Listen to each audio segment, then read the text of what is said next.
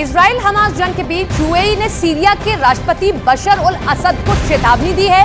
UAE ने Syria को Israel और हमास के बीच चल रही जंग से दूर रहने को कह दिया है। साथ ही कहा कि सीरिया अपनी जमीन को सीरिया पर हमले के लिए इस्तेमाल न होने दे। हमास ने इस जंग में जान गंवाने वाले लोगों के अंतिम संस्कार के दौरान तक रॉकेट हमला कर दिया। इस घटना का खौफ से भर देने वाला एक वीडियो भी सामने आया, जिसमें वहां मौजूद लोग बेहद डरे और घबराए नजर आए और खुद को रॉकेट हमले से बचाने के लिए हर संभव कोशिश करते दिखे। बताया गया कि वहां एक परिवार और कुछ सेना के जवान अपनों का अंतिम संस्कार करने पहुंचे थे। इस दौरान उनके पीछे कुछ दूरी पर धमाके होने लगे,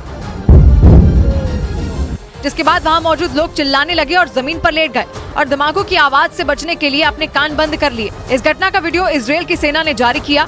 हालांकि हमास के हमलों के बीच इजराइल ने भी हमास के खात्मे के लिए पूरी ताकत झोंक दी। उसने साफ कर दिया कि इस बार वो हमास का खात्मा करके ही रुकेगा, जिसकी वजह से वहाँ भीषण जंग छिड़ गई। हमास को तबाह करने की कसम खा चुके इजराइल के हमलों से गाजा पट्टी में भगदड़ मच गई, क्योंकि लगातार चौथे दिन गाजा पट्टी में आसमान से बम बरसे। इजराइल ने गाजा पट्टी में ऐसी तबाही मचाई कि वहां मौजूद लोगों के पास सिर छुपाने की जगह तक नहीं बची, क्योंकि इजराइल की वायुसेना ने जंग के चौथे दिन गाजा में हमास के 200 ठिकानों को उड़ाना शुरू कर दिया। आसमान से एक एक करके बम गिरे और हमास के ठिकाने उड़ते गए, जिनमें ऐसी इमारतें भी शामिल थी जिसके आसपास घनी आबादी थी। यही वजह रही कि इजराइल के रॉकेट जैसे ही ऐसी इमारत से टकराए, आसपास भगदड़ मच गई।